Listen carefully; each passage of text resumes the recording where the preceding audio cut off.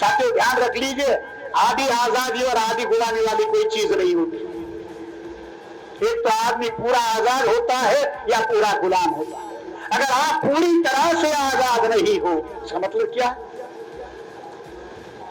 आप अपने भविष्य का फैसला करने लायक नहीं, आप अपने भविष्य का, आपके वर्तमान का फैसला करने लायक नहीं। आपकी जेब, आपकी परिस्थितियां उसके लिए अलाउ नहीं करते। क्या आप आजाद हो? मगर भारत का जो बुद्धिजीवी वर्ग है, इसके लिए संकट खड़ा हुआ, ये ना पूरा आजाद रहा ना पूरा गुलाम रहा। हमारी हालत क्या रही? ये पेट की भूख से तो आजाद हो गया, मगर दिमाग की गुलामी से बड़ा। हमारी लड़ाई स्पष्ट है, मूल निवासी विदेशी, कोई कंफ्यूजन इस मामले में नहीं। मूल निवासियों की विचारधारा को लेकर ध्रुवीकरण का कार्यक्रम बना। इस काम के लिए हमें अपने आप को तैयार करना होगा। तो 85% सेंट्रल यूनिवर्सिटी के प्रोफेसर अपर कास्ट। ये जो 25,000 स्टूडेंट जो ड्रॉप आउट हो रहे हैं, उसके लिए जिम्मेदार कौन है? ये जो सेंट्रल यूनिवर्सिटी में जो डिपार्टमेंट के हेड बने हुए हैं, ये हजारों सालों से हमारी जाति के दुश्मन है। हजारों सालों से जो हमारे साथ पूर्वाग्रह करते बैठे हुए, यही लोग अगर वहां जाकर देखेंगे क्या करेंगे? और ये मामला केवल सेंट्रल यूनिवर्सिटी का या प्रोफेसर लेवल का नहीं।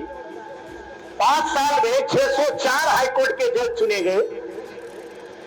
604 हाईकोर्ट के जजेस में 85% लोगों की भागीदारी, जिनकी बस्तियों में आकर प्रचार किया जा रहा हिंदू राष्ट्र, हिंदू राष्ट्र, हिंदू राष्ट्र, उनके हिस्से में कितना आया है?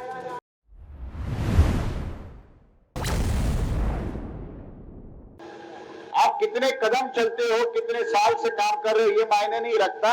आप सही दिशा से, अपने लक्ष्य की दिशा से कितना आगे बढ़े हो, ये मायने रखता। ये तो हमारी हालत क्या है, हमेशा एक उदाहरण देता हूं। मुल्ला नसरुद्दीन एक बार ट्रेन से सफर कर रहा था। आजादी के 75 साल हो गई है, हमें जानना समझना बहुत जरूरी है। तो ट्रेन से सफर कर रहा था, ट्रेन स्टेशन से निकलकर काफी समय हो गया, और आप लोगों को पता है कि ट्रेन में टिकट चेक करने के लिए टीटी आते रहते, टीसी आते रहते। मुल्ला नसरुद्दीन जिस कोच में बैठा, उस कोच में, उस कंपार्टमेंट में टीसी आता है, और मुल्ला नसरुद्दीन को भी अपना टिकट मांगता है। जब टिकट मांगा जाता है तो अपना शर्ट का पॉकेट निकालता है, देखता है उसमें टिकट नहीं। पैंट के पॉकेट में, अपने पजामे में देखता है, कुर्ते में देखता है, उसमें नहीं मिलता। परेशान हो जाता है कि टिकट गया तो कहाँ गया। फिर बर्थ के नीचे जो अपना लगेज रखा है, वो निकाल कर उसमें टिकट ढूंढने की कोशिश करता है।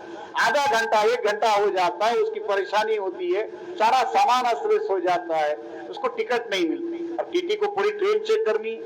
अब उसकी सारी परेशानी देखकर, इतनी मेहनत वो उठा रहा, वो देखकर टीटी उसको कहता है कि भाई आपको टिकट दिखाने की जरूरत नहीं, आप इतनी मेहनत कर रहे हो, मतलब जरूर आपके पास टिकट होगा।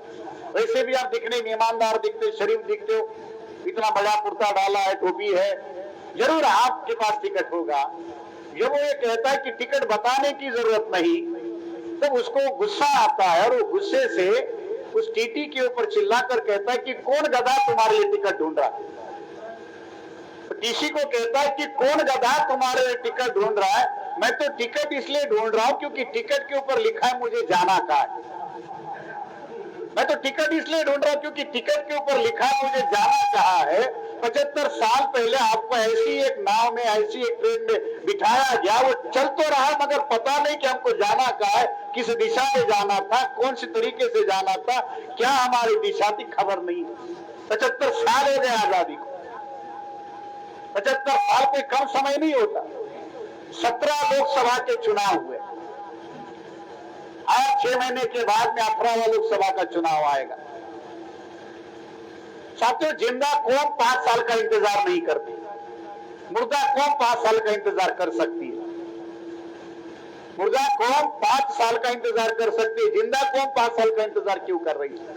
17 लोकसभा के चुनाव हुए, और उन 17 लोकसभा के चुनाव में ये आजादी किस्तों में आपके सामने रखी गई, किस्तों में आपके सामने वादे आए, किस्तों में आपके तरक्की की बातें हुई। और आज तो देश में अमृतकाल है।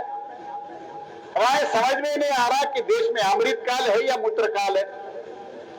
पहले गोमूत्र का काल चल रहा था, अब वो गोमूत्र का काल खत्म हो गया और मूत्र काल शुरू हो गया।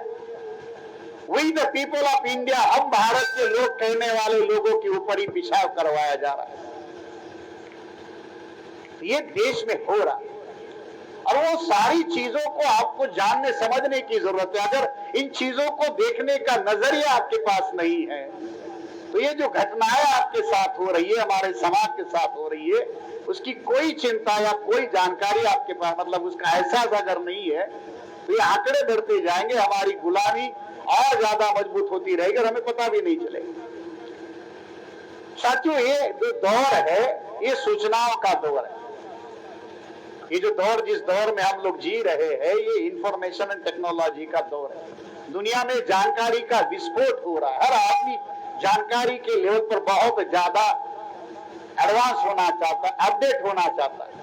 यहाँ बैठे बैठे भी आप में से बहुत सारे लोगों ने व्हाट्सएप पर या सोशल मीडिया में अपना स्टेटस अपडेट करने की प्रक्रिया की होगी कि भाई हम फला फला कार्यक्रम है। इतना ज्यादा हम अपडेट होने की कोशिश में लगे रहे। और ये सारे इंफॉर्मेशन और टेक्नोलॉजी के दौर में, जानकारी के एक्सप्लोजन के दौर में हमारी समस्या है कि आपको हमें जानकारी से दूर रखा जा रहा है। 75 दिन पहले, 80 दिन पहले मणिपुर में एक घटना होती है और वो घटना घटने के 2.5-3 महीने के बाद में आपके पास आती है। तो मणिपुर में जो घटनाएं हुई पूरे मानवता को, ये किसी राज्य के तक या किसी एक आदिवासी समुदाय तक सीमित नहीं है, पूरे मानवता को कलंकित करने वाली घटना है। और ये भी कहां हो रहा है?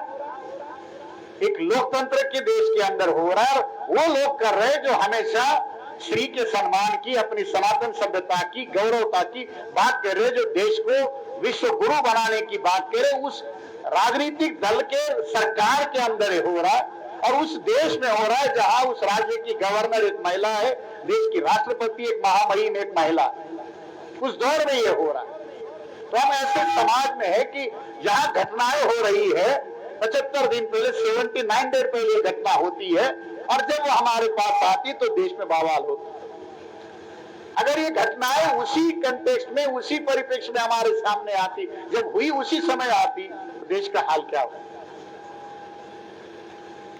एक घटना पूरे देश को, पूरे दुनिया को अस्थिर कर देती है और वो घटना आपसे तोड़ी जाती है, छुपाई जाती है। जब वो आपके सामने आती तो आपकी उद्रेक जो है या आपकी संवेदनाएं बहुत ज्यादा मजबूती से उनके समर्थन में खड़ी होती है।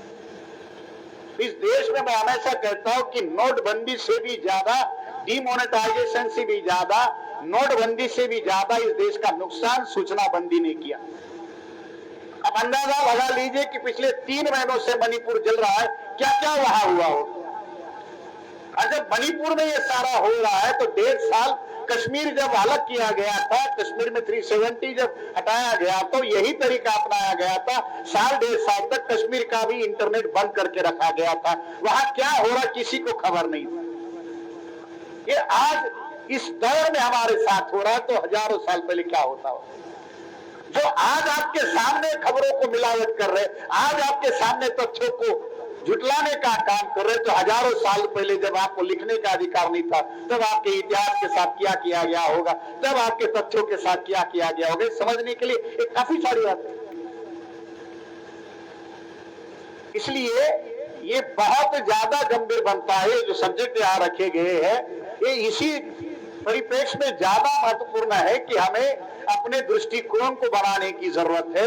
हमारे पास अपना दृष्टिकोण होना चाहिए और इस देश की व्यवस्था को अगर आपको सही तरीके से समझना, हमें व्यवस्था को क्यों समझना है, तो हमें व्यवस्था को बदलना है। व्यवस्था को बदलकर हमें अपने आप को शासक बनाना है।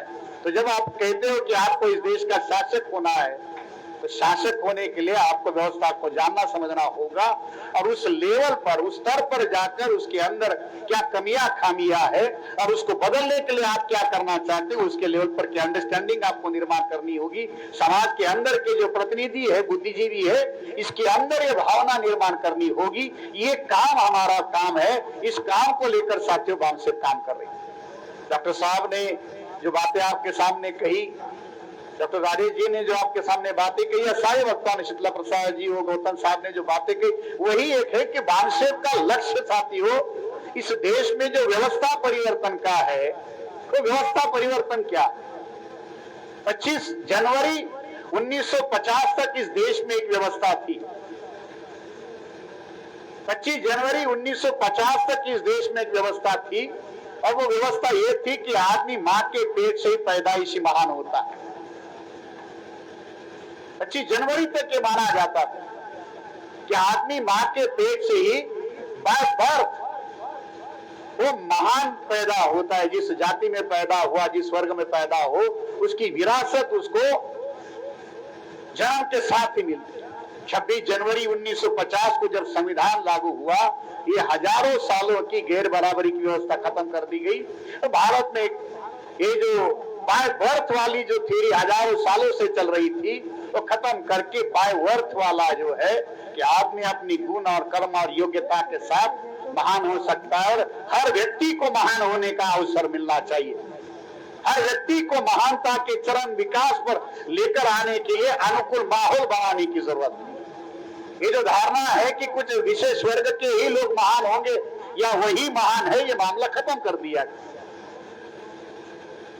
वन मैन वन वोट आज भारत में लागू है, मगर वन वोट वन वैल्यू वाली जो बात है, जो सामाजिक और आर्थिक लोकतंत्र की बात जो संविधान में कही गई है, वन वोट वन वैल्यू की बात कही गई है। अब भारत के प्रियम्बल को पढ़ेंगे तो उसमें केवल जीने की बात नहीं कही गई है, केवल लाइफ की बात नहीं आती। वहां एक शब्द हमारे संविधान निर्माताओं ने, बाबा साहब अम्बेडकर ने बहुत ज्यादा हमारी इन सारी चीजों को ध्यान में रखकर उसको ड्राफ्ट किया है। उसमें एक शब्द आता है लाइफ विथ डिग्निटी, व्यक्ति और व्यक्ति की प्रतिष्ठा। केवल जीना कोई जीना नहीं होता, जीना प्रतिष्ठा के बगैर जो होता है वो जानवरों का भी जीना होता है। जानवर भी बगैर प्रतिष्ठा के जी लेता है, जीना पे मकसद थोड़ी। तो कॉन्स्टिट्यूशन ये गारंटी देता है, केवल बात नहीं कहता, ये गारंटी देता है कि भारत के हर नागरिक को उसका प्रतिष्ठापूर्ण जीवन जीने का अधिकार होगा, और स्टेट इस बात को एश्योर करेगा कि उसकी प्रतिष्ठा में किसी तरीके का कोई अवरोध ना पैदा हो।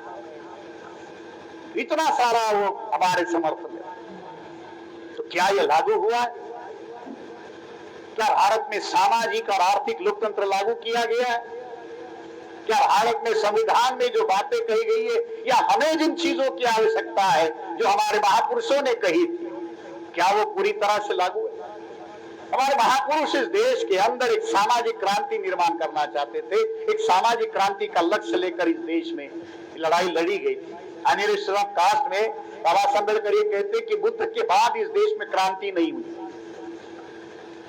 आज इस देश में प्रचार किया जा रहा है कि आजादी के 75 साल हो गए, आजादी के 75 साल हो गए।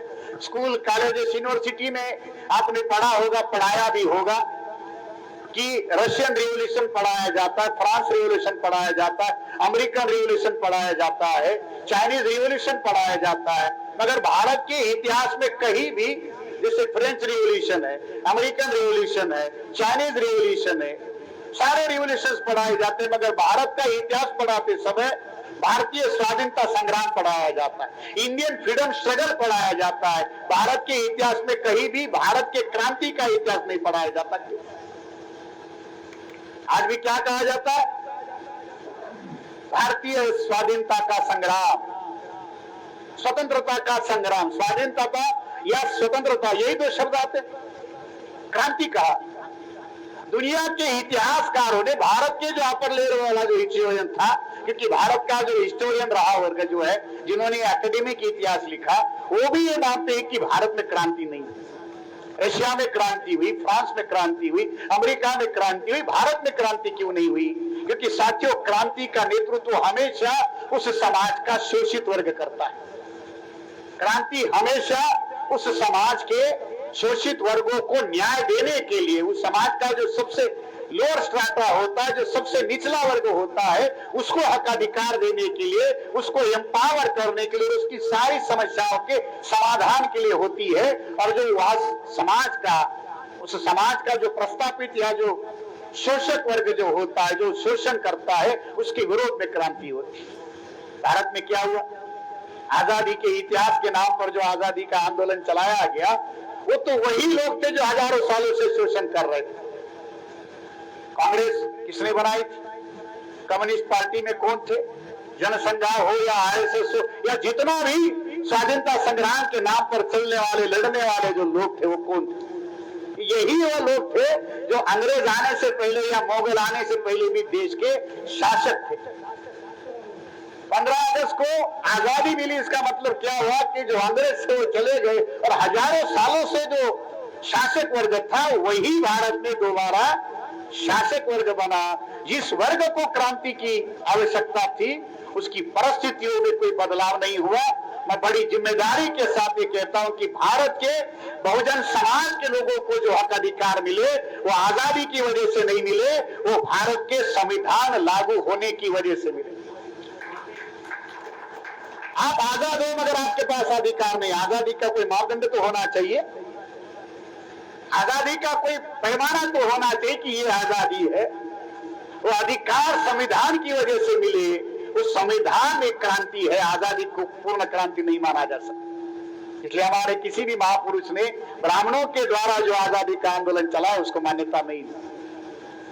बाबा साहब अम्बेडकर 1951 में लोकसभा के इलेक्शन घोषित हुए थे और जब पार्लियामेंट्री इलेक्शन घोषित हुए थे बाबा साहब अम्बेडकर ने रिजाइन किया अपने कैबिनेट से और पंजाब में अपनी पार्टी का शेड्यूल कास्ट फेडरेशन का प्रचार करने के लिए गए थे। 29-30 अक्टूबर 1951 की बात है। आजादी मिलने के 4 साल बाद भारत का संविधान लागू होने के बाद में भी बाबा साहब अम्बेडकर ये कहते कि वर्तमान स्वराज तो उन्हीं का स्वराज और उनके स्वराज में हम आज भी गुलाम हैं। क्योंकि बाबा साहब अम्बेडकर ये जानते थे कि जो तंत्र भारत में खड़ा किया जा रहा है वो लोकतंत्र के लेवल पर एक फार्स है। भारत में लोकतंत्र के नाम पर ब्राह्मण तंत्र खड़ा कर दिया गया। आपने 3 शब्द सुने होंगे, मंत्र, तंत्र और यंत्र। संविधान लागू होने से पहले ये देश मंत्रों पर चलाया जा रहा था। भारत के इतिहास में हमारे शीतला प्रसाद साहब तो सारा लिटरेचर से जुड़े हुए जानते होंगे सारी बात को कि एकमात्र राइटर है भारत में जिसको भारत रत्न दिया गया और उसकी एक ही किताब जिसके लिए उसको भारत रत्न दिया गया, महामहोपाध्याय पांडुरंग वामन काने, पीवी काने। इसने धर्मशास्त्रों का इतिहास लिखा। उस एक किताब के लिए उसको भारत रत्न दिया गया। उसने उस किताब में ये कहा कि भाई ये धरती चलते कैसे है। उन्होंने कहा कि ये जो सारा धरती ब्रह्मांड है ये देवों के द्वारा चलाया जाता है। धरती को कौन चलाते हैं? देव चलाते हैं। चलो मान लिया भाई देव चला रहे, फिर मामला आ गया कि भाई देव स्वयंभू है क्या? तो फिर कहा कि ये धरती जो है देवों के अधीन है, देव मंत्रों के अधीन है। तो देव जो है भगवान और किसके अधीन आ गए? मंत्रों के अधीन आ गए। और फिर कहा कि ये जो मंत्र है ये मंत्र ब्राह्मणों के अधीन है, तो ब्राह्मण ही भूदेव है। तो ये सारी धरती जो है मंत्रों के अधीन चलती थी। पूरा ये सारा शास्त्र जो लिखे हुए मंत्रों के अलावा उसमें कुछ है, तो ये मंत्रों पर चलाया जा रहा था। ये मंत्रों की व्यवस्था खत्म करके एक तंत्र लाया गया, एक सिस्टम लाया गया, एक आदर्श समाज चलाने के लिए एक तंत्र बनाया जाए, तो लोकतंत्र की व्यवस्था खड़ी हुई। अब मंत्र चूंकि भारत में ब्राह्मणों के समर्थन में थे तो मंत्रों से कोई एलर्जी ब्राह्मणों को नहीं। इस देश में मंत्रों के आधार पर व्यवस्था चलाई गई, संस्कृत के आधार पर चलाया गया। और हमारे बहुजन समाज के लोगों को यह कहा गया कि आप देव भाषा संस्कृत पढ़ नहीं सकते, सुन नहीं सकते, बोल नहीं, सुनेंगे तो समझेंगे, सुनेंगे तो बोलेंगे, तो उस पर पाबंदी लगाई। आज भी क्या परिस्थिति है साथियों? 2011 की सेंसस में संस्कृत को अपनी मातृभाषा के रूप में बोलने वाले लोगों की संख्या कितनी है? 10,000 से ज्यादा आंकड़ा नहीं मिले। जो भाषा 10,000 से भी ज्यादा लोग नहीं बोलते, मरी हुई भाषा है, उस संस्कृत के भारत में 14 यूनिवर्सिटीज है। कितनी यूनिवर्सिटीज है? 14। और जो आप बोलते हो, हम जो बोली भाषा बोलते हैं, उसकी क्या परिस्थिति है? नॉर्थ इंडिया में सबसे ज्यादा बोली जाने वाली भाषा भोजपुरी है। सबसे ज्यादा बोली जाने वाली भाषा कौन सी है? भोजपुरी है। भोजपुरी का रिसर्च करने के लिए, भोजपुरी के ऊपर अध्ययन करने वाले आप जो भाषा बोलते हो, उस भाषा के आधार पर जो साहित्य निर्माण हुआ, जो लोक संगीत निर्माण हुआ, लोकगीत निर्माण हुआ, लोक साहित्य निर्माण हुआ, उसका अध्ययन करने के लिए, उसको दुनिया तक लेकर जाने वाला कोई मामला बना है? संस्कृत को पढ़ाया।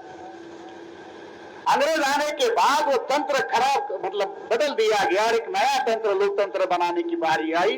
तो ब्राह्मणों ने आजादी के आंदोलन को चलाकर उस तंत्र को भी भ्रष्ट कर दिया। संविधान सभा हो या लोकतंत्र की जो व्यवस्था थी, उसको भ्रष्ट कर दिया। सत्ता भ्रष्ट नहीं होती साथियों, सत्ता तो हमारे शासक जो हमारे लोग थे उनके भी हाथ में थी। हम लोग बोल देते कि सत्ता भ्रष्ट होती, सत्ता भ्रष्ट होती।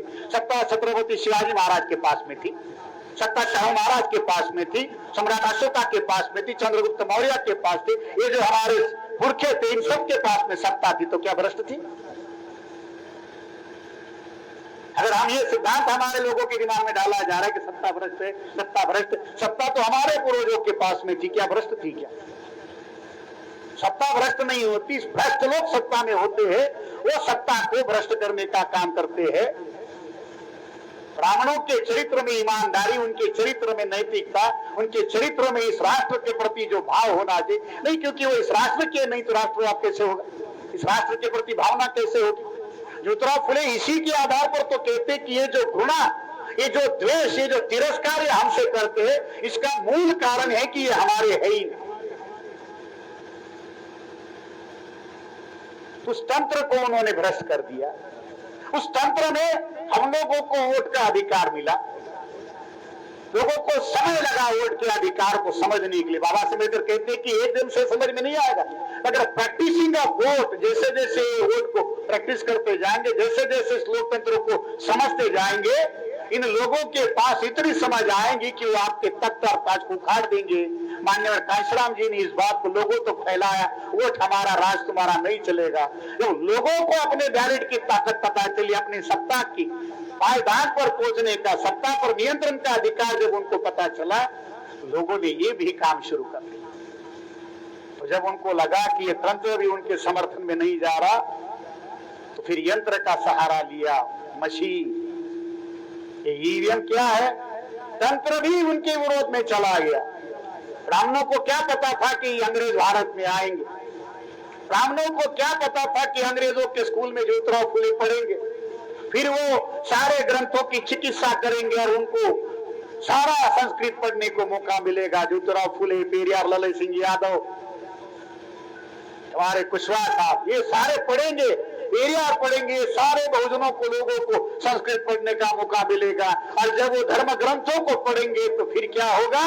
उस धर्म ग्रंथों में जो सारा ब्राह्मणों ने जो सारा कर्मकांड का, वो सारा गैर बराबरी, उच्च नीचता वाला मामला है, उसके विरोध में लोग खड़े हो जाएंगे। इतना बड़ा मामला तो सोचा भी नहीं था ब्राह्मण। अंग्रेज आए, पढ़ने लिखने का मौका मिला, ये मामला आगे बढ़ा। साथियों, जानते कितना तंत्र में बदलाव हुआ? 1757 में प्लासी की लड़ाई हुई। उस प्लासी की लड़ाई में अंग्रेज जीते। उस लड़ाई के बाद केवल मात्र साथियों 20 साल के अंदर ही 1773 में अंग्रेजों ने पहला चार्टर एक्ट बनाया। 1773 में पहला चार्टर एक्ट अंग्रेजों ने बनाया और उसी चार्टर एक्ट के बाद केवल 2 साल के अंदर बंगाल में बीरभूम नाम का ये जिला आता, उस बीरभूम का नंद कुमार देव, उस नंद कुमार देव को अंग्रेजों ने फांसी चढ़ाई। और वो जो केस चला, अब उस जानकारी को और ज्यादा उसकी ओरिजिनल डॉक्यूमेंट हम लाने की बात कर रहे हैं। तो सारे डॉक्यूमेंट बंगाल के हाई कोर्ट से या उस रिकॉर्ड से हम निकालने में, आर्काइव के पेपर से निकालने की बात में लगे हुए हैं। ये जो केस चला भी शीतला प्रसाद जी से ही हम लोग उसके लिए बात करेंगे। जिस तारीख को नंद कुमार देव को फांसी चढ़ाई गई, वो तारीख थी 5 अगस्त 1775। 5 अगस्त 1775 की वो तारीख है। मैं सोच रहा था कि भाई कश्मीर के लिए जो तारीख चुनी गई, राम मंदिर के लिए जो तारीख चुनी गई है 5 अगस्त की ही तारीख क्यों है? 5 अगस्त ही चुना, कश्मीर के लिए भी 5 अगस्त चुना, राम मंदिर के लिए भी 5 अगस्त चुना।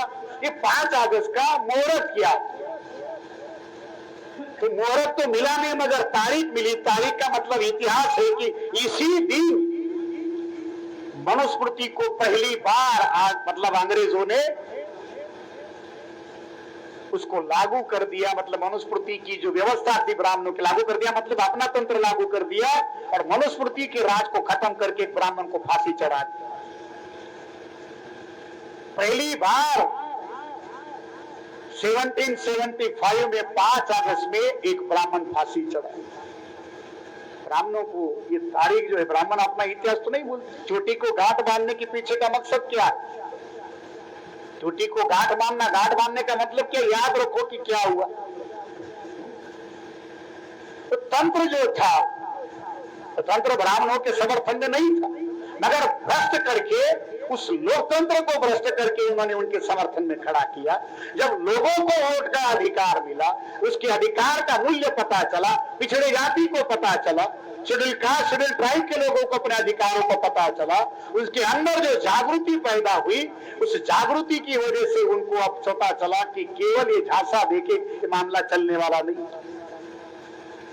तो उन्होंने नया तंत्र जो बनाया था उसको भ्रष्ट कर दिया। फिर ये तंत्र भी आपके समर्थन में खड़ा हो गया, तो फिर उस तंत्र को बचाने के लिए मंत्र और तंत्र फेल हो गए, तो यंत्र का सहारा लिया, मशीन का सहारा लिया और 2004 से लोकसभा के चुनाव के लिए ईवीएम का सहारा लेकर चुनाव लड़े जा रहे। अब मंत्र नहीं चल रहे, तंत्र भी नहीं चल रहे, पैसा बांट के भी लोगों से वोट मिलने की गारंटी नहीं है। तो क्या आ गया? मशीन आ गया। तो डेमोक्रेसी में थोड़ी है हम तो मशीनोक्रेसी में जीने के लेवल पर यह है कि भारत में डेमोक्रेसी खत्म करके मशीनोक्रेसी, मशीन के माध्यम से ये सारा मैनिपुलेशन चल रहा है। तो कांशीराम जी ने स्लोगन लगाया था, एक बार वो कहते थे मनी मीडिया माफिया। तो ये 20 साल में माफिया खत्म हो गया। मनी मीडिया और मशीन, तो माफिया की जगह किसने ली? अब बूथ रिगिंग करने की जरूरत नहीं, बूथ कैप्चर करने की जरूरत नहीं, कहीं कोई गोलीबारी करने की जरूरत नहीं। अब मशीन हाथ में ले लो, सारा मामला हो जाएगा। तो एक समय कांशीराम जी कहा करते थे मनी मीडिया माफिया, तो माफिया हट गया और उसके साथ क्या जुड़ गया? मशीन। ये सारा बदला हुआ तंत्र है, ये बदली हुई व्यवस्था है। इसकी जानकारी अगर हमारे पास होगी कि किस तरीके से इस देश को चलाया जा रहा है, पिछड़े जाति के लोगों को, शेड्यूल कास्ट शेड्यूल ट्राइब के लोगों को ये जानने समझने की जरूरत है। अगर ये चीजें पढ़े लिखे लोगों को समझ में नहीं आ रही, अनपढ़ों को कहां से आएगी? कहां से आएगी? किस तरीके से समझे? सच अभी पार्लियामेंट चल रही है। मैं तो ये कहता हूं कि आप अखबार पढ़ रहे हो, बारीकी से पढ़ो, मगर जब इस देश में पार्लियामेंट के सेशन चलते हैं तो सबसे ज्यादा इस देश के बहुजन समाज के लोगों को, अखबारों को, मीडिया को बारीकी से जानने समझने की जरूरत होती है। क्योंकि देश में क्या चल रहा है, आपके भविष्य के साथ क्या हो रहा है, या आपके भविष्य के साथ क्या होने वाला है, इसका वास्तविक चरित्र आपको पार्लियामेंट के सेशन में जानने समझने को मिलता है। और जब पार्लियामेंट के सेशन चलते हैं उसी समय में संसद के बाहर कोई दूसरा हंगामा खड़ा कर दिया जाता है, पार्लियामेंट के अंदर कुछ हंगामा खड़ा कर दिया जाता है और आपके मौलिक अधिकारों के मुद्दों को गायब कर दिया जाता है। और जानते हैं पिछले 4.5 सालों में 200 से ज्यादा बिल पार्लियामेंट में रखे गए। एक नहीं, दो नहीं, 200 से ज्यादा बिल पार्लियामेंट में रखे गए। अरे कल परसों मणिपुर के मुद्दों को लेकर जो हंगामा चल रहा था, पार्लियामेंट में अपोजिशन पार्टी हंगामा कर रही थी कि मणिपुर के ऊपर बहस हो, मणिपुर के ऊपर बहस हो। उसी बहस के दौरान जन विकास बिल जो है इस सरकार ने मंजूर करवा लिया। कैसे? आवाज ही मतदान, कोई डिबेट नहीं, कोई डिस्कशन नहीं, कोई डायलॉग नहीं। डेमोक्रेसी के डी में डिबेट, डायलॉग है, डिफर है, डिस्कशन है, कहीं कोई चीज नहीं। और वो जन विकास बिल जन विरोध के लिए बनाया गया, बहुजनों के विरोध के लिए बनाया गया। कितनी ज्यादा गंभीर बातें उसके साथ जुड़ी गई है। आपका पूरा का पूरा फार्मा सेक्टर जो है, उस फार्मा सेक्टर के कैपिटलिस्ट लोगों को ध्यान में रखकर ये बिल बनाया गया। 140 करोड़ लोगों में से जो बहुजन समाज के लोग हैं, उनकी पूरी जान, उनके आने वाली पीढ़ी की जिंदगी फार्मास्यूटिकल कंपनियों के हाथ में सौदेबाजी करने के लिए बेची गई, खबर तक नहीं हमारे लोगों को। पूरा का पूरा इतना खतरनाक बिल है, उसकी चर्चा होनी चाहिए, हमारे आपके सामने आना चाहिए। नहीं है 23 बिल इस सेशन में सरकार के द्वारा रखे जाने, कोई चर्चा आपके सामने हो रही, सवाल जवाब हो रहे। सेंट्रल गवर्नमेंट ने एक सवाल के जवाब में, मैं आपको देश में क्या चल रहा है इसके बारे में बता रहा हूं, क्योंकि ये आजादी के साथ या हमारे सब्जेक्ट के साथ जुड़ी हुई बातें हैं। सरकार ने एक सवाल में जवाब दिया कि केवल पिछले 5 सालों में, जिस समय में देश में हिंदू राष्ट्र बनाने की बात चल रही है, भारत विश्व गुरु बनाने की बात हो रही है, देश में हिंदू संविधान बनाने की बात चल रही है, पिछड़ी जातियों के अंदर, यादवों के अंदर, कुर्मियों के अंदर, कुशवाहों के अंदर, पटेलों के अंदर, निषादों के अंदर, कश्यपों के घरों के अंदर, हमारी पिछड़ी जातियों के घरों के अंदर प्रचार किया जा रहा है कि भारत को हिंदू राष्ट्र बनाया जा रहा है, हिंदू संविधान बनाया जा रहा है, विश्व गुरु भारत बन रहा है। उस समय में देश में क्या हो रहा है? तो सरकार ये कहती है कि इस 5 सालों में 25,000 स्टूडेंट्स आईआईटी से, सेंट्रल यूनिवर्सिटी से ड्रॉप आउट हुए, और वो भी रिजर्व कैटेगरी के। ये आपके हमारे लिए बहुत ज्यादा गंभीर बात है कि पिछले 5 सालों में आईआईटी से 23 आईआईटी है, कोई ज्यादा हजारों का तो आंकड़ा है नहीं, 45 सेंट्रल यूनिवर्सिटी है। अगर कहीं कोई आंकड़ों में आगे पीछे हो जाए तो दुरुस्ती करने का अधिकार खुला। केवल 78 इंस्टीट्यूट का यह आंकड़ा, आईआईटी और सेंट्रल इंस्टीट्यूट, हो सकता है उसमें और कुछ जोड़ लो, 100 का आंकड़ा पकड़कर चलो। केवल पिछले 5 सालों में आईआईटीज में या सेंट्रल यूनिवर्सिटी में 25,000 एससी एसटी के, ओबीसी के, रिजर्व कैटेगरी के स्टूडेंट्स ड्रॉप आउट हुए। कुछ लोग ड्रॉप आउट हो गए, किसी की सुसाइड हो गई। और सबसे चौंकाने वाली बात इसमें है कि एक समय था कि ड्रॉप आउट या सुसाइड के रेशो में एससी एसटी का प्रोपोर्शनल ज्यादा होता था। जब 2007 में आईआईटी या आईआईएम में या सेंट्रल इंस्टीट्यूट में बैकवर्ड क्लासेस के लड़कों का एडमिशन होने लगा, तो आंकड़े ये कहते हैं कि अब जो ड्रॉप आउट का परसेंटेज है, इसमें सबसे ज्यादा परसेंटेज बैकवर्ड क्लासेस का है।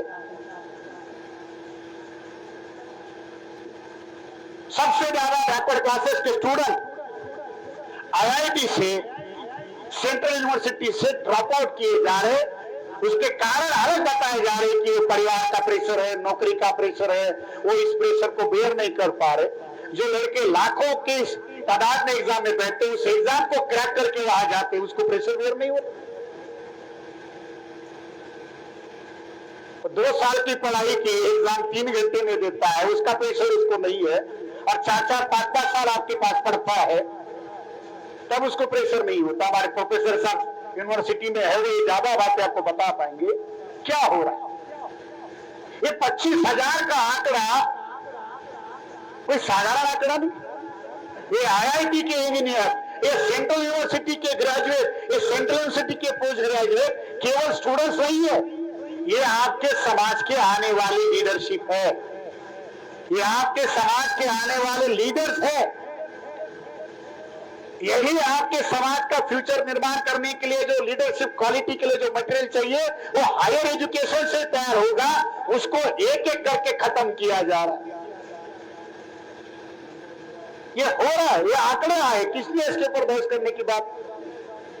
सबसे ज्यादा रिजर्व कैटेगरी के सांसद उत्तर प्रदेश से ही चुनकर जाते हैं, उसमें भी सबसे ज्यादा शेड्यूल कास्ट के सांसद बीजेपी के चुनकर गए।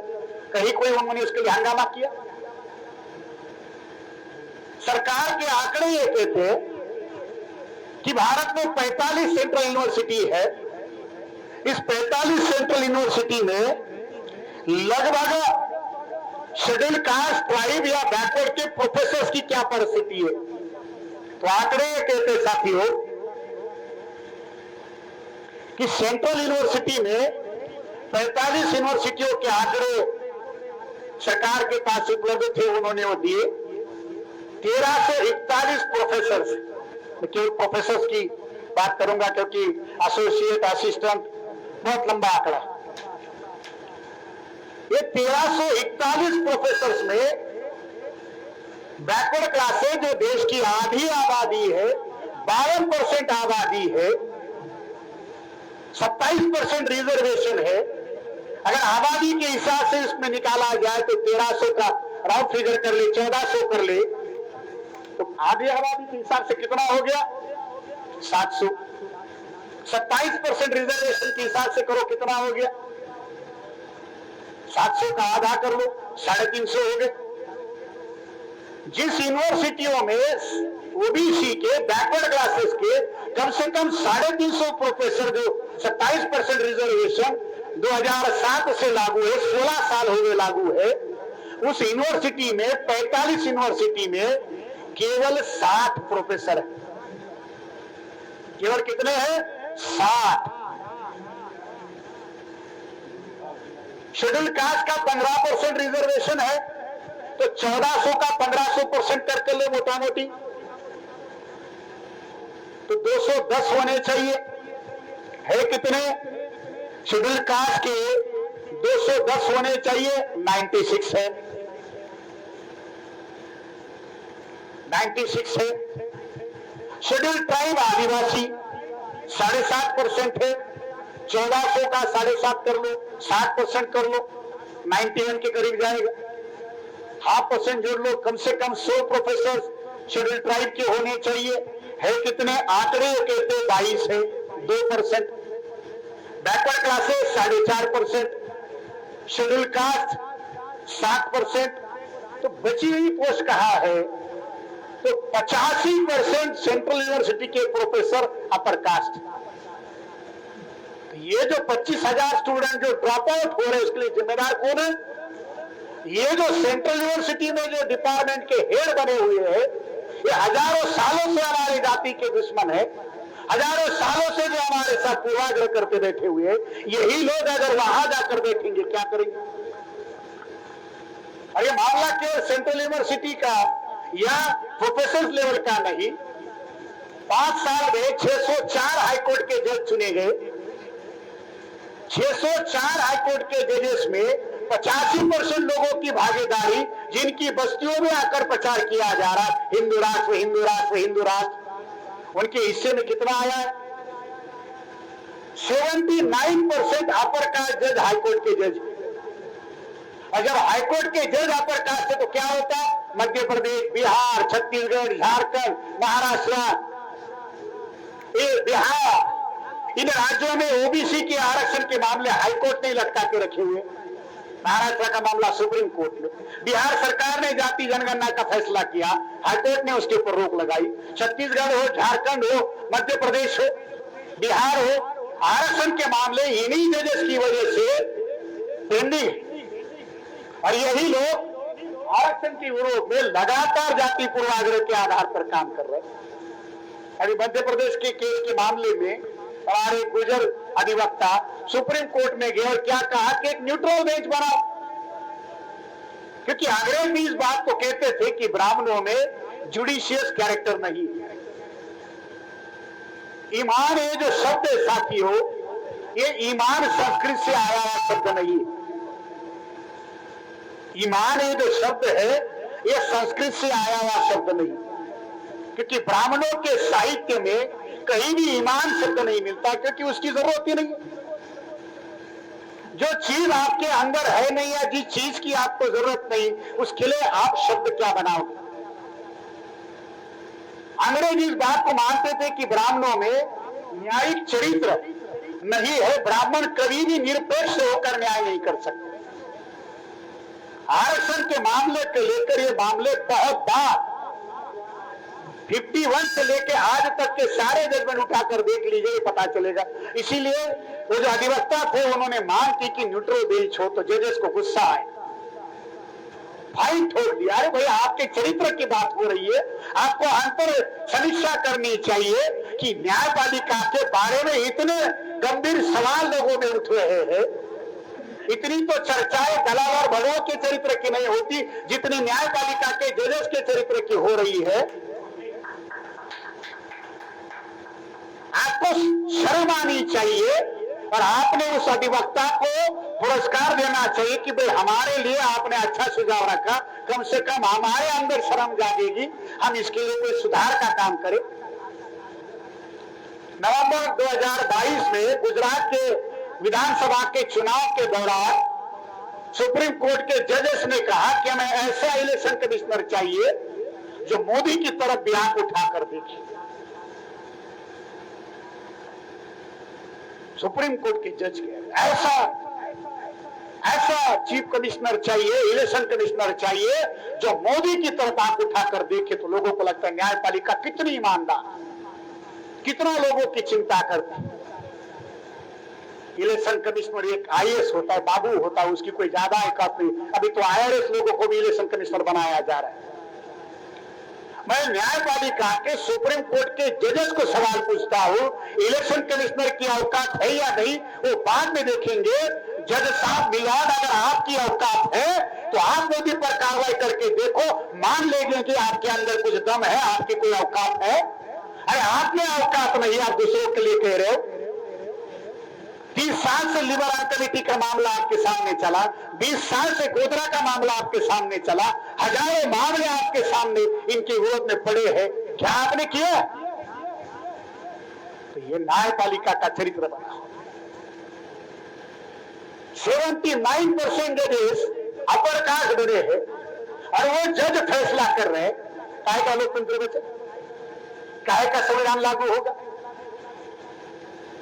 सुप्रीम कोर्ट कहते हैं कि हम कार्रवाई करेंगे, सरकार को कार्रवाई करने के आदेश दी।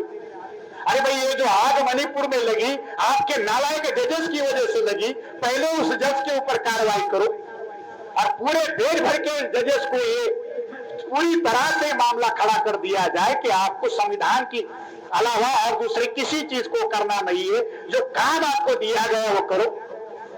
आप मंगल की पत्रिका मांग रहे हो, कुंडली मांग रहे हो, अब तो इतना बचा है कि कल कोई जज कोर्ट में फैसला सुनाने से पहले जैसे सड़क पर कोई तोता लेके बैठता है और उसमें से भविष्य निकाल कर देखता है। कल इतना ही काम बचा हुआ है कि कोई जज कोर्ट में पिंजरा लेके जाए, तोता लेकर बैठे और फिर अपना जजमेंट लिखने से पहले तोते को बाहर बुलाए, भाई तू निकाल ले, इसमें से कौन सा दिखना है उतना दे दो। इतना ही काम हमारे देश ने छोड़ा हुआ,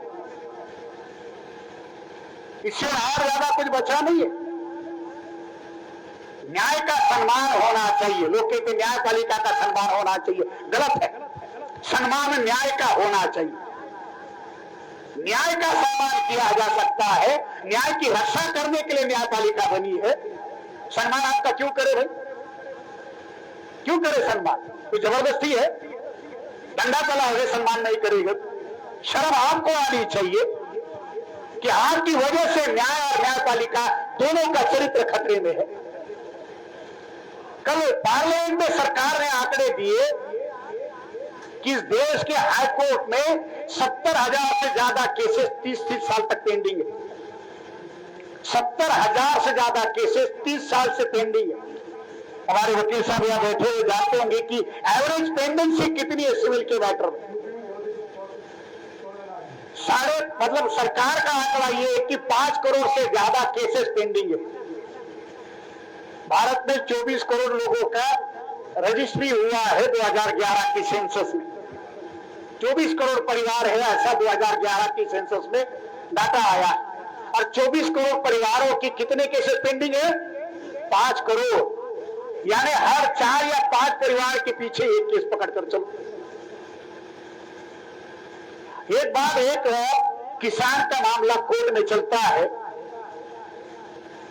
जज उसके समर्थन में फैसला सुनाता है, किसान को अपना जो हिस्सा है वो मिल जाता है, तो किसान खुश होने के बाद आशीर्वाद देता है और जज को आशीर्वाद देकर ये कहता है कि साहब आपका प्रमोशन हो, आपका भला हो और आप आगे चलकर थानेदार बन जाओ। उसको आशीर्वाद क्या देता है? आप आगे चल के थानेदार बन जाओ। तो उसका जो वकील होता है वो कहता है साहब आपकी कोई गलती हो गई। जज थानेदार से बहुत बड़ा होता है, नहीं थानेदार बन जाओ आप। बोले कैसे? जब ये मामला खड़ा हुआ, पुलिस स्टेशन में केस गया, तो मैं जब थानेदार के पास गया तो थानेदार ने कहा कि 5,000 दे दो, मामला आधे घंटे में रफा दफा करता हूं। इसके पास आ गया, 10 साल से ज्यादा समय लग गया। अगर मैं उसी समय थानेदार के पास गया होता, मामला वही खत्म हो गया होता। अब मुझे बताओ थानेदार बड़ा या जज बड़ा? हमारे देश की हालत ये है कि 5 करोड़ से ज्यादा केसेस पेंडिंग है और उस देश को विश्वगुरु करने की बात कह रही। ये सारा ड्रामा, ये सारा जो सत्यानाश का जो मामला हमारे अधिकारों के विरोध में किया जा रहा है, साथियों इसको सही तरीके से जानने समझने की जरूरत है। क्योंकि लोकतंत्र आपके अधिकारों के लिए बना है, संविधान आपको न्याय देने के लिए बनाया है। अगर ये जो तंत्र आपके अधिकारों के लिए बनाया गया है तो क्या ब्राह्मण उसको लागू करेगा? क्या ब्राह्मण संविधान और लोकतंत्र को लागू करके ये जो सारा समानता बंधुता वाला जो हजारों सालों से जिसका वो दुश्मन रहा है वो लागू करेगा? इसलिए आरक्षण के लिए उन्होंने विरोध के तरीके अपनाए। सारे के सारे संवैधानिक जो मुद्दे जो आपके अधिकारों के लिए बने। साथियों 7 दिनों के बाद मंडल कमीशन लागू होने का दिन आएगा। 7 अगस्त 1990 को मंडल कमीशन की रिपोर्ट वीपी सिंह ने लागू करने का निर्णय किया। 23 साल से ज्यादा समय, 33 साल से ज्यादा समय हो गया। क्या लागू हुआ? मंडल कमीशन ने छोटे मोटे 40 रिकमेंडेशंस किए थे, कितना लागू? बैकवर्ड क्लासेस के लोगों को मंडल कमीशन के लिए कितना इंतजार करना पड़ा? क्या उनको अधिकार मिले? 33 साल की तो समीक्षा करो। इन 33 सालों में कितना ज्यादा मंडल कमीशन को लागू किया गया? एससी एसटी को संविधान लागू हुआ तब से आरक्षण है। समीक्षा हो जाए कि भाई उनको कितना अधिकार मिला। क्या वो सारे मुद्दे माइनॉरिटीज के, शेड्यूल कास्ट के, शेड्यूल ट्राइब के जो संविधान में जो गारंटियां कही गई थी वो सारी लागू हो गई? डायरेक्टिव प्रिंसिपल में जो बातें कही गई थी क्या उसके लिए कोई कार्यक्रम बनाया गया? उस परिस्थिति को और ज्यादा जटिल करने का, उसमें मिले हुए अधिकारों को खत्म करने का काम आप कर रहे हो। हमारी शिक्षा खत्म करने का एजेंडा बनाते हो और नाम कहते हो न्यू एजुकेशन पॉलिसी। ये न्यू एजुकेशन पॉलिसी नहीं, नो एजुकेशन पॉलिसी है। उसका नाम रखा गया न्यू एजुकेशन पॉलिसी, असल में वो नो एजुकेशन पॉलिसी है। आप अपने बच्चों का एजुकेशन करने लायक नहीं रहो। और साथियों आज भारत में शिक्षा दी नहीं जा रही, शिक्षा बेची जा रही है। केजी से लेकर पीजी तक का सारा शिक्षा प्राइवेटाइज है। जिसकी जितनी जेब भारी है उतना वो एजुकेशन लेने लायक है। उसको क्या कहते हैं कि न्यू एजुकेशन पॉलिसी। अरे वो नो एजुकेशन पॉलिसी है। दुनिया में कोई भी नीति जो बनाई जाती है अपने राष्ट्र को मजबूत करने के लिए बनाई जाती है, उल्टा हो रहा है। न्यू इकोनॉमिक पॉलिसी आप लेके आए, राष्ट्र कमजोर हुआ। देश की जनता, देश के मूल्यवासी लोग और ज्यादा अधिकार वंचित हुए। क्या हुआ? कहां है हमारे लोगों की न्यू इकोनॉमिक पॉलिसी में स्थान? गरीबी रेखा की क्या परिस्थिति है? नीति आयोग आंकड़ों के हेराफेरी करके कह रहा है कि भाई इतने लोग गरीबी रेखा के ऊपर आए, इतने लोग गरीबी रेखा के नीचे गए। आंकड़ों की हेराफेरी करके गरीबी की चर्चा छुपाने का काम आप कर रहे हो। क्या परिस्थिति है? आज बांग्लादेश का जीडीपी, बांग्लादेश का पर कैपिटा इनकम, बांग्लादेश का ह्यूमन डेवलपमेंट इंडेक्स सारे मामलों में पड़ोसी राष्ट्र से आगे निकल कर गए। क्या परिस्थिति बची है? कोई तो समीक्षा हो इस बात की। संविधान ये कहता है डायरेक्टिव प्रिंसिपल से पहले ये बात हमारे लोगों को पता होनी चाहिए कि संविधान में देश के आर्थिक विकास का मॉडल क्या हो। ये कहा कि संपत्ति का केंद्रीकरण ना हो, ऐसी व्यवस्था बनाई जाए कि देश में किसी तरीके की कोई वंचना ना हो। क्या हो रहा है? अकेला अदानी दिन का 2000 करोड़ कमा रहा है। अकेले अंबानी दिन का 1000 करोड़ कमा रहे, और साधारण आदमी की क्या परिस्थिति है? मेरठ में या गाजियाबाद में अगर कोई हमारा आदमी दिहाड़ी करने के लिए जाए, एक दिन की दिहाड़ी कितनी मिलती है उसको? 400 500, चलो 500 रुपए मिलते। अदानी एक दिन का 2000 करोड़ कमा रहा है,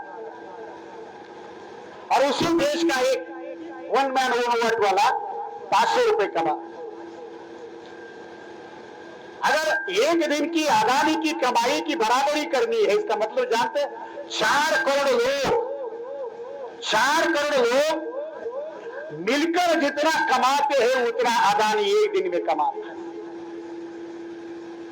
4 करोड़ लोग। अभी ये जो हमारे चौधरी साहब थे वो पश्चिमांचल की बात करें, वेस्टर्न यूपी सेपरेट होना, वेस्टर्न यूपी का उतना पॉपुलेशन नहीं होगा। 4 करोड़ जो है ये पश्चिमी यूपी की उतनी जनसंख्या नहीं होगी जितना अदानी एक दिन में कमा। इस देश के अंबानी अदानी की जो नेटवर्थ है, साल की जो कमाई है 15-15, 16-16 स्टेट से ज्यादा बजट या ज्यादा पैसा उनके पास में। ये मॉडल आपने खड़ा कर लिया, इसको आप कहते राष्ट्र निर्माण की बात हो रही है। कि गरीबी की रेखा उससे नीचे लाकर भूखमरी की रेखा पर लाखों रखों कर रख दिया। आप कहते हो कि देश का विकास कर लिया।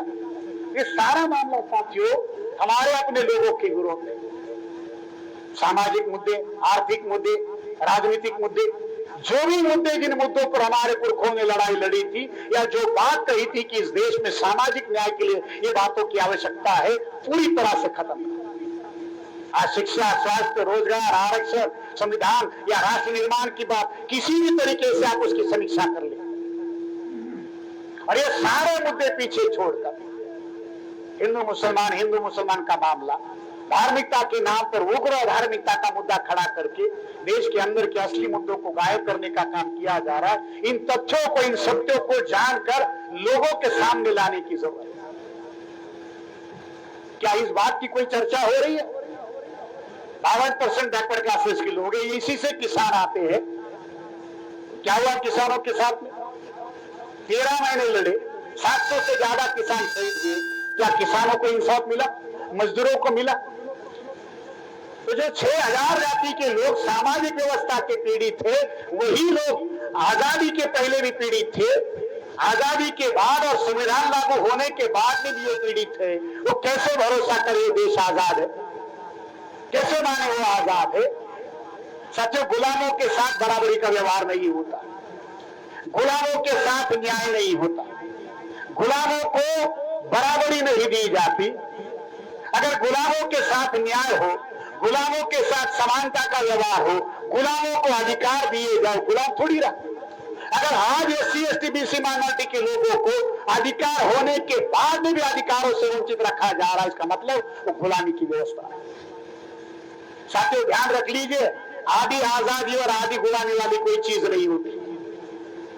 एक तो आदमी पूरा आजाद होता है या पूरा गुलाम होता है।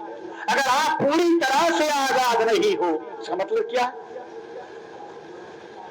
आप अपने भविष्य का फैसला करने लायक नहीं, आप अपने भविष्य का, आपके वर्तमान का फैसला करने लायक नहीं। आपकी जेब, आपकी परिस्थितियां उसके लिए अलाउ नहीं करते। क्या आप आजाद हो? मगर भारत का जो बुद्धिजीवी वर्ग है, इसके लिए एक संकट खड़ा हुआ। ये ना पूरा आजाद रहा ना पूरा गुलाम रहा। हमारी हालत क्या रही?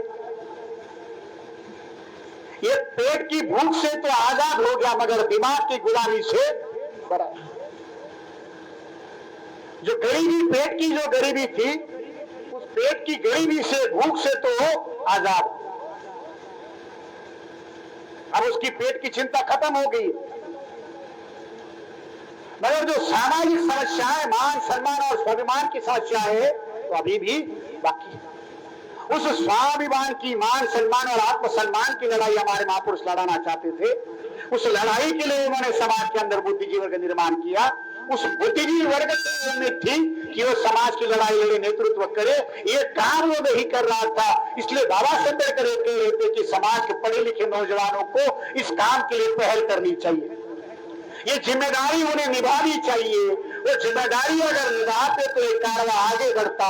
वो जिम्मेदारी निभाने के लिए साथी बामसेन का निर्माण किया गया कि बामसेन समाज के अंदर वो भाव पैदा करे कि इस जिम्मेदारी को निभाने के लिए अपना समय साधन बुद्धि इस काम के लिए लगाए। हमने अपने ऊपर एक जिम्मेदारी ली कि ये काम हमें करना होगा और विगत 50 सालों से साथियों इस काम के लिए हम अपने समाज को तैयार करने के काम में लगे। साथियों ध्यान रख लीजिए, भारत में क्रांति केवल मात्र संघर्ष से आएगी। ये क्रांति केवल मात्र संघर्ष से आएगी। लोग परिवर्तन के लिए तैयार नहीं हो रहे, इसका एकमात्र कारण है साथियों परिवर्तन की विचारधारा की जरूरत जिन लोगों को है, उन लोगों तक तो परिवर्तन की विचारधारा नहीं जा रही। क्या लोग गुलामी में रहना चाहते? लोग परिवर्तन की विचारधारा उन लोगों तक अगर पहुंचाई जाए तो परिवर्तन के लिए लोगों को तैयार किया जा सकता है।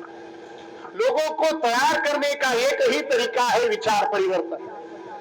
विचार परिवर्तन का व्यापक अभियान चलाना होगा और उस विचार परिवर्तन के अभियान के तहत लगातार हमें समाज के अंदर निरंतर प्रचार प्रसार का जागरण का अभियान रखने की जरूरत है। ये कार्यक्रम जो हमारे द्वारा आयोजित किए जाते हैं, इस कार्यक्रम के पीछे का एक ही मकसद है कि निरंतर समाज के अंदर विचार परिवर्तन का अभियान चलाया रखें। जागृति की अग्नि को निरंतर बनाए रखना पड़ेगा, क्योंकि हम जैसे जागृति का अभियान चला रहे, दुश्मनों के द्वारा प्रति जागृति का कार्यक्रम बनाया जाता है, जागृति को रोकने के लिए प्रति जागृति के निरंतर कार्यक्रम चलाए जाते हैं। उस प्रति जागृति को विफल करके निरंतर जागृति का अभियान रखना होगा। परिवर्तन उसी से संभव होगा। साथियों परिवर्तन अगर आप करना चाहते हो तो परिवर्तन का एक ही रास्ता है। उस रास्ता उद्देश्य विचारधारा और सिद्धांतों पर दृढ़ संकल्पित होकर काम करना होगा। अगर आप समाज में कोई मौलिक बदलाव लाना चाहते हो, उस मौलिक बदलाव को लाने का एक और एक ही तरीका है उद्देश्य विचारधारा सिद्धांतों पर दृढ़ संकल्पित होकर काम करना होगा। दृढ़ संकल्पित होने का मतलब क्या है? ये अपने जीवन का लक्ष्य निर्धारित करना होगा और जब तक वो लक्ष्य पूरा नहीं होता तब तक उस लक्ष्य को पूरा करने के लिए आजीवन वही एक कार्य करते रहना। त्याग और समर्पण के बगैर कोई लक्ष्य का महान लक्ष्य का कार्य पूरा नहीं हो सकता। क्या कहा गया कि हमारी प्रेरणा क्या हो? तो हमारी एक ही प्रेरणा है, महापुरुषों के जीवन का एक ही संदेश, महापुरुषों के जीवन का एक ही संदेश है संघर्ष, और उनकी एक ही प्रेरणा है त्याग और समर्पण। त्याग और समर्पण का मतलब क्या है? जो भी आपके पास समाज को देने के लिए सर्वोत्तम चीज है। त्याग का मतलब क्या है? जो भी चीज आपके पास देने के लिए है उसमें जो सर्वोत्तम चीज है वो आप समाज के लिए लगाओ। तो व्यक्ति के जीवन में सर्वोत्तम चीज क्या है? उसकी जवानी। किसी व्यक्ति के जीवन में सर्वोच्च अगर कोई चीज है, सर्वश्रेष्ठ अगर कोई चीज है, उसकी जवानी। उस समाज के काम में लगाओ। हमारे सारे महापुरुषों के जीवन का यही संदेश। आजीवन निर्वाण के आखिरी क्षण तक उन्होंने यही काम किया।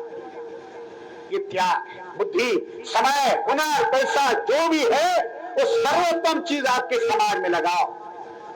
और ध्यान रखो, लगाते समय ये ध्यान रखो कि त्याग कोई प्रदर्शन की चीज नहीं है।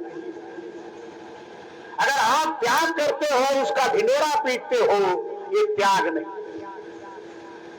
समर्पण के अभाव में त्याग प्रदर्शन की वस्तु बन जाती है। जिस त्याग में समर्पण नहीं है उसका कोई मूल्य नहीं। समर्पण का मतलब क्या है? जो आपने त्याग किया उस त्याग के बदले में आपके मन में कोई रिवार्ड की भावना नहीं कि लोग मेरी जय जयकार करे, मुझे साधुवाद दे। मैं ये मानता हूं कि मेरी जिंदगी का काम है, ये मुझे करता ही है। ये है समर्पण। दृढ़ संकल्पित होकर काम करना होगा, नींव का पत्थर बनना होगा। मिला दे खाक में हस्ती गए कुछ मर्तबा चाहे, मिला दे खाक में हस्ती। कोई बीज जब तक अपना अस्तित्व उस जमीन में ना मिटा दे, वो बीज कभी भी बड़ा मामला खड़ा नहीं कर सकता। मिला दे अपनी हस्ती, अगर कुछ मर्तबा चाहे दाना खाक में मिले बोले गुलजार। मैं तो हमारे आंदोलन के लिए बड़े बात बार बार कहता हूं, अगर नींव का पत्थर नहीं बन सकते कोई बात नहीं, मील का पत्थर बन जाओ। अगर नींव का पत्थर नहीं बन सकते, मील का पत्थर बन जाओ। मील का पत्थर बनने के लिए भी आधा तो जमीन में गाड़ना पड़े।